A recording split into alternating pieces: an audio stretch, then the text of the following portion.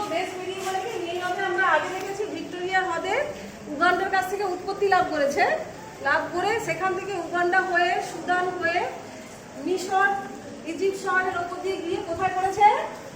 কোথায় পড়েছে বলো? কোথায় পড়েছে নীল নদ? ভূমধ্যসাগরে।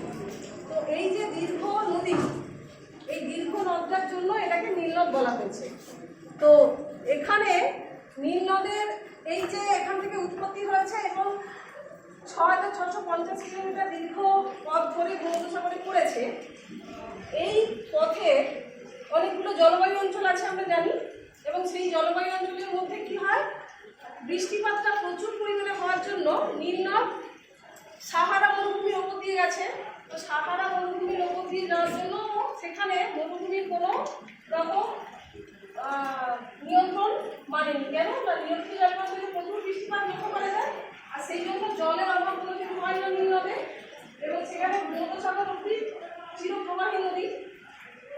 তো এই নীল নদের মধ্যে এত পরিমাণে জল থাকে যে সেই জলটাকে ব্যবহার করার জন্য, উপযুক্ত ব্যবহারের জন্য বড় বড় বাঁধ দেওয়া হয়েছে। হ্যাঁ, তো বড় বড় বাঁধ আমরা জানি, বেশ কয়েকটা বাঁধের নাম জানি। সব থেকে বৃহত্তম বাঁধ যেটা কি বলতো? উচ্চ আসওয়ান বাঁধ। আর আরেকটা বাঁধের নাম বলো? সেনার বাঁধ। আরেকটা জেবেলাউলিয়া বাঁধ। এছাড়া আগাপাড়া, লেকহামাদি, বিভিন্ন ধরনের বাঁধ আছে। তো এই বাঁধগুলো, বড় বড় বাঁধগুলো দেওয়া হয়েছে কিসের জন্য? এই বড় বড় বাঁধগুলো বহুমুখী নদী পরিকল্পনার উদ্দেশ্যে দেওয়া হয়েছে।